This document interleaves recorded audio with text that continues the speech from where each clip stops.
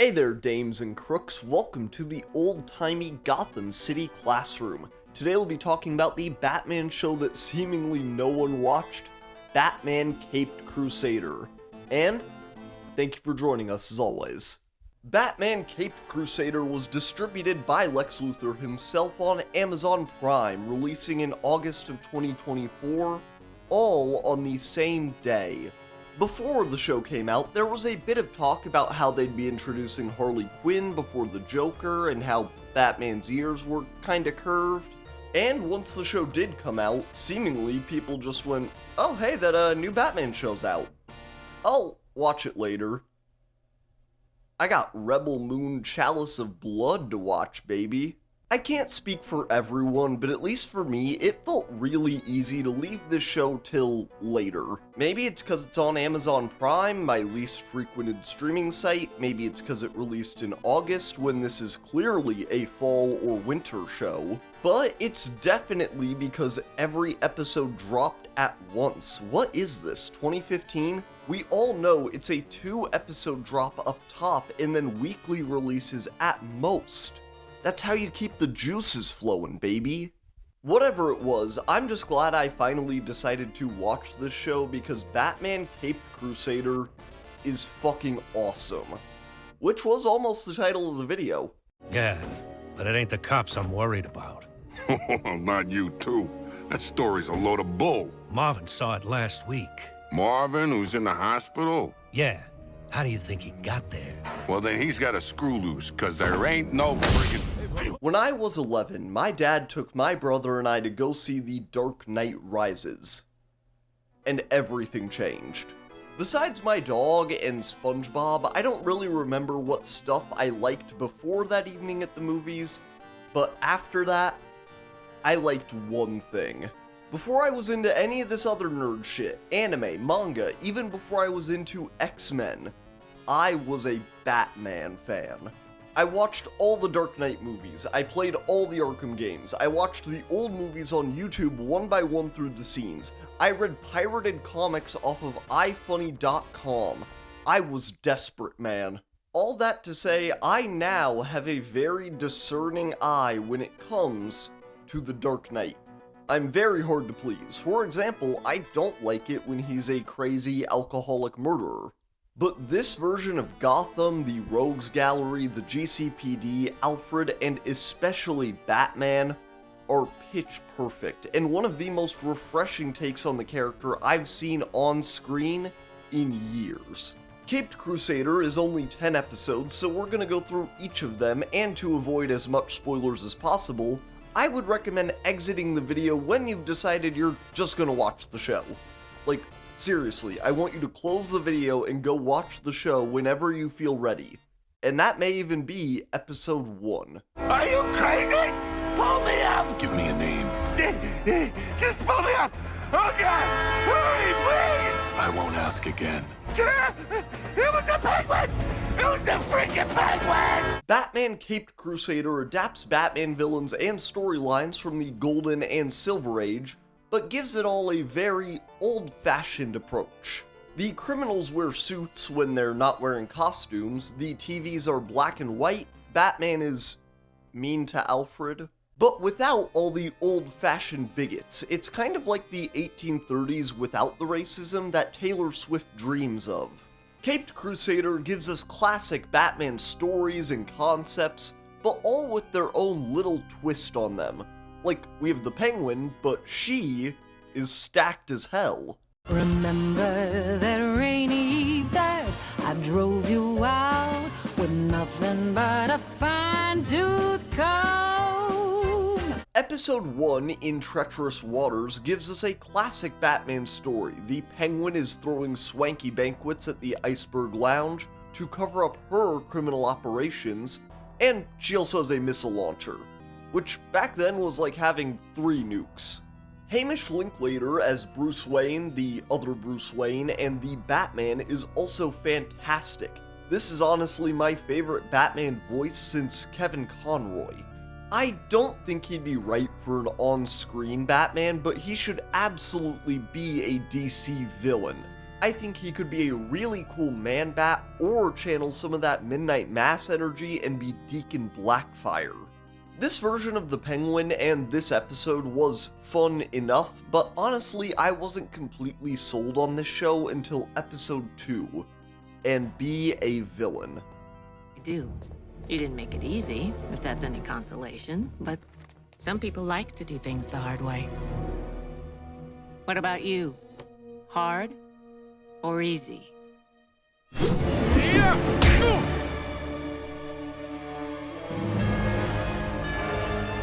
Caped Crusader is a spiritual sequel to Batman the Animated Series, the show that precursed all modern DC animation. Caped Crusader emulates the villain-forward plots of the animated series, but most notably borrows the film noir animation style. Other episodes have a bit more visual flair, but this murder mystery starring Clayface, Detective Renee Montoya, and the Batman is incredibly striking. This episode contrasts the first, more action-focused one with a slow, creepy murder mystery, which shows off the detective side of the Dark Knight. Meaning, he puts a bug on Montoya and follows her around until she solves the case. Basil Karlo's appearance in the third act of the episode also emulates his first appearance from the Golden Age. This episode just looks fantastic overall. Episode 3 is about the famed jewel thief Catwoman. Man, it's so crazy how valuable these are. Played by Christina Ricci, this is a really refreshing take on Selina Kyle. While in recent years, Catwoman has been reinterpreted as almost a Robin Hood-style thief, this one is just a stuck-up, selfish, awful woman. She is amazing. One of my favorite things about Caped Crusader is how it uses the persona of Bruce Wayne nearly as much as it does Batman to solve the episode's problems. While Batman investigates the jewel thief plaguing the city, Bruce Wayne uses his connections in the city to stage the perfect place to catch Catwoman. This also starts the Harleen Quinzel storyline of the show, being introduced as Bruce Wayne's court-ordered therapist. One of the most talked about elements before the show was released was how they'd be handling Harley Quinn, officially separating her entirely from the Joker. But honestly, as by far the most popular Batman character introduced outside of the comics, they should always be doing weird shit with Harley Quinn. Here's an idea: Harley Quinn, but she's a dinosaur. Kiss of the Catwoman shows what every early Batman story has to. The old conventions of crime, even simple cat burglaries, are turning into costumed hijinks. Also, humor isn't a huge emphasis in the series, but this is probably the funniest episode. There were more bills today. Just put them with the others. After 3 episodes of the Batman being more of a myth than a reality to the police, episode 4, The Night of the Hunters, sees them take the offensive against the vigilante.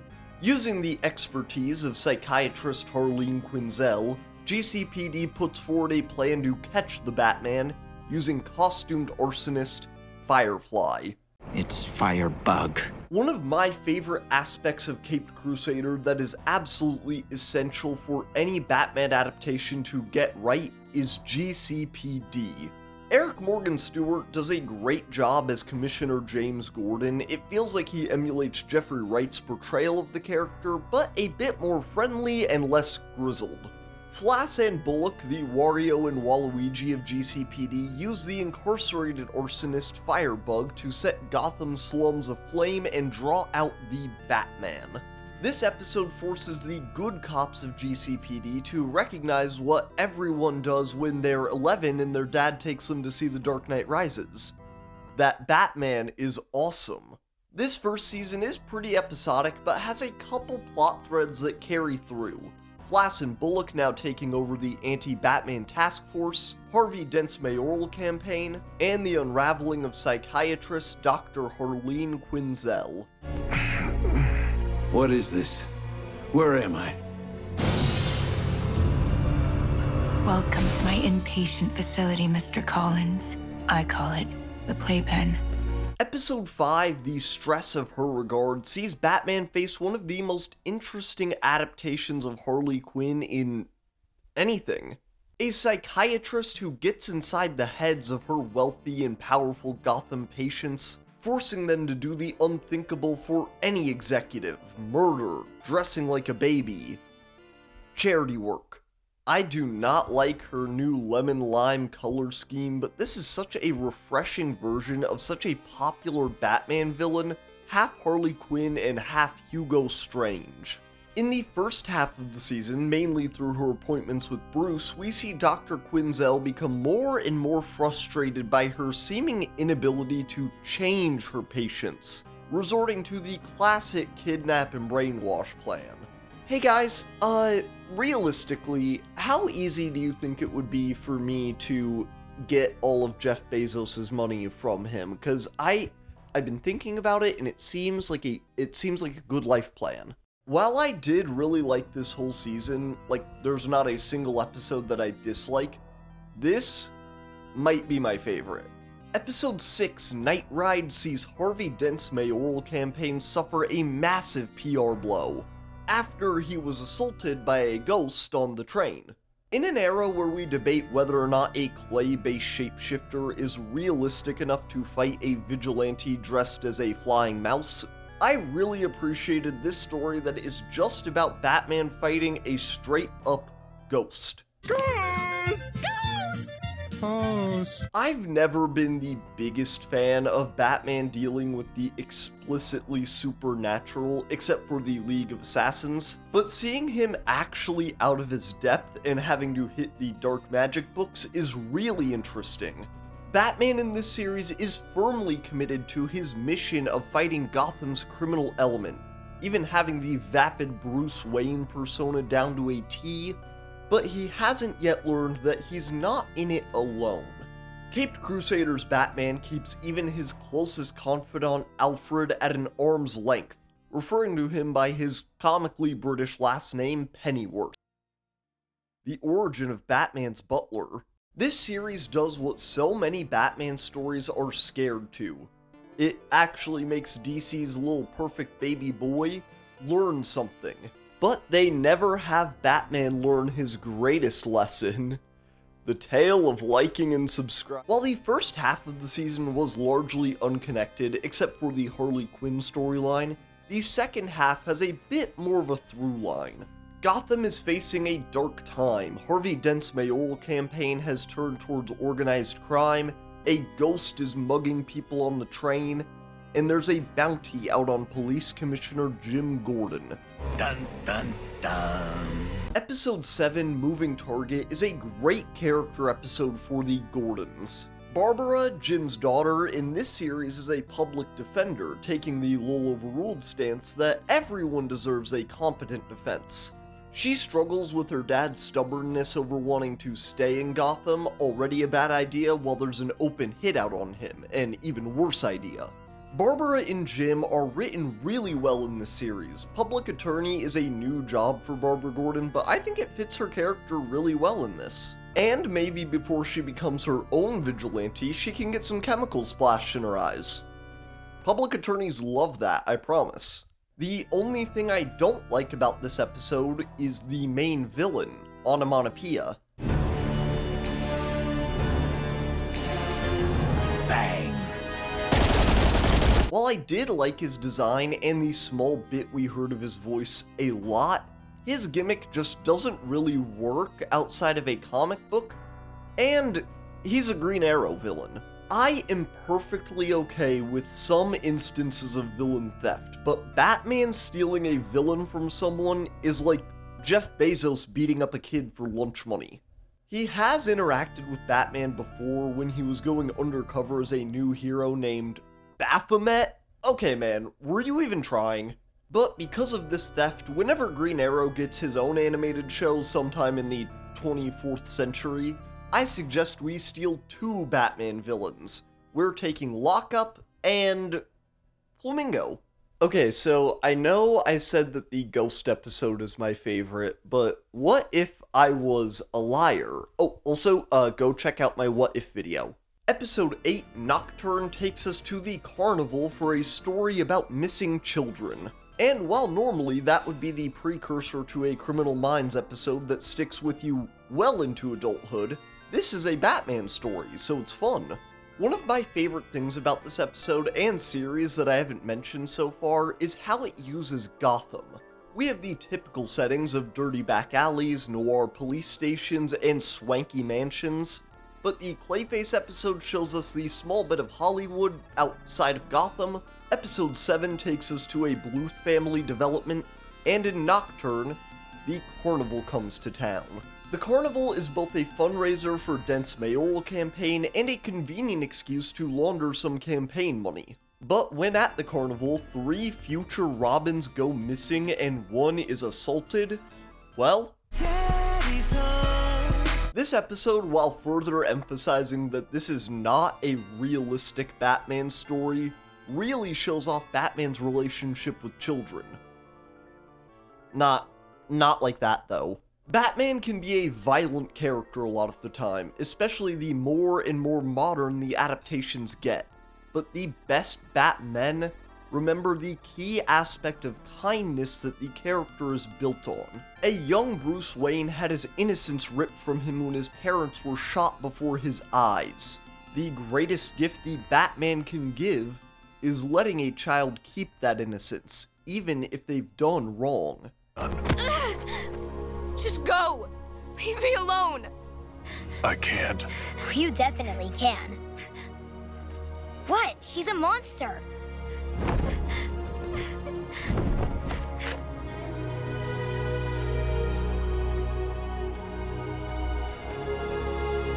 Also, we get Killer Croc in this one, and that made me really happy. I am a Waylon Jones enjoyer.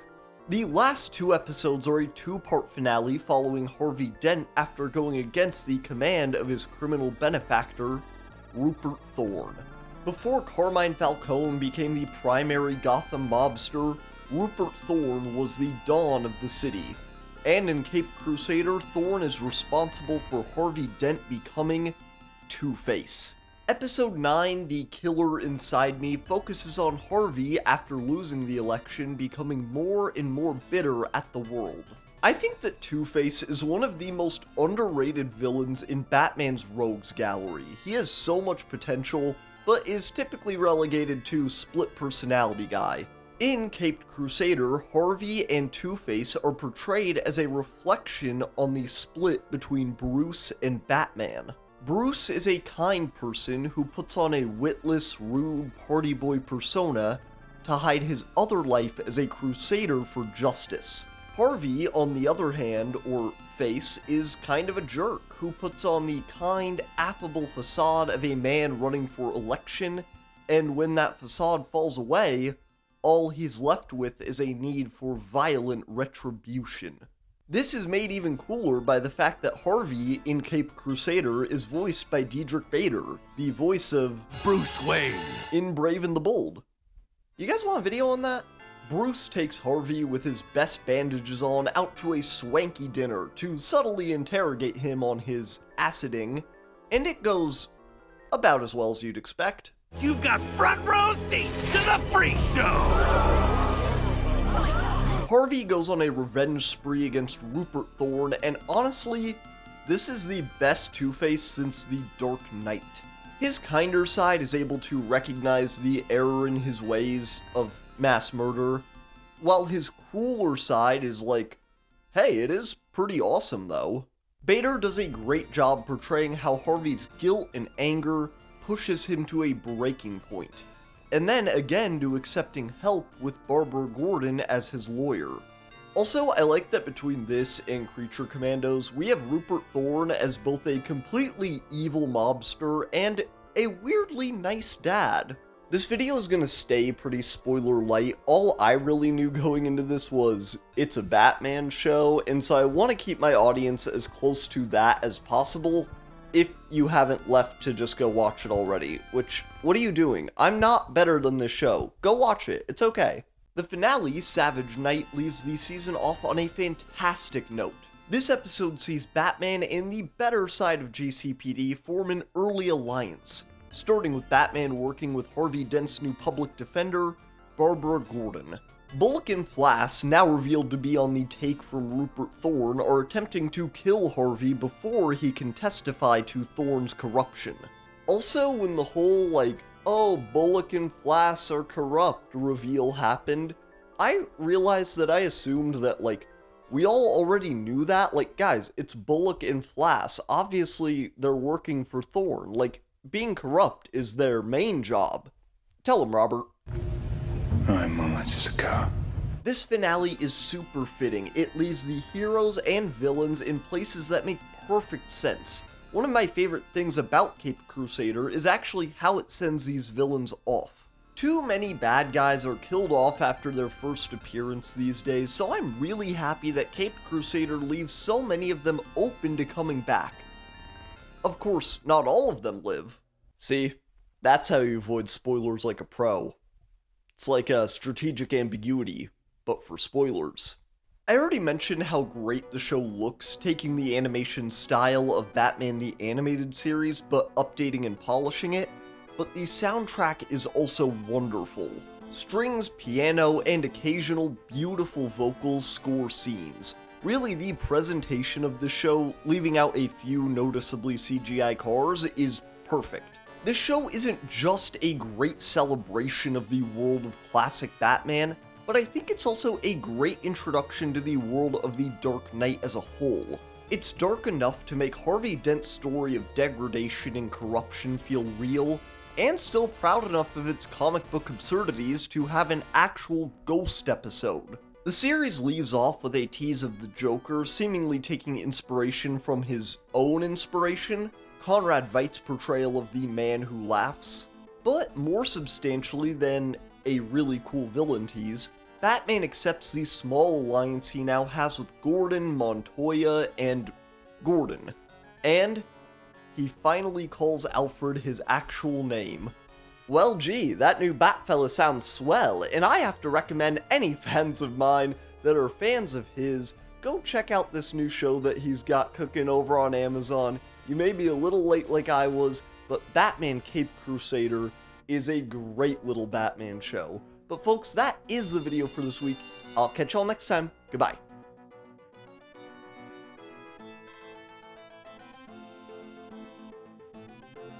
Hey folks, thank you so much for checking out that video. If you made it to this point, a double thank you so much. I've had a lot of fun covering these comic book shows back to back. I am gonna cover a little bit of anime soon, as a little treat for me and all my anime enjoyers that are in the audience as well.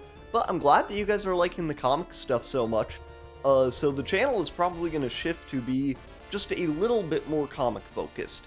But speaking of that, what I have to show off for my collection this week is I've continued to collect the the new Marvel Ultimate ones. And so I have Volume 1 of Ultimate Black Panther. This is Peace and War.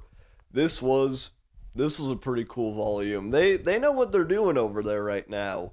Yeah, I liked it a lot. T'Challa,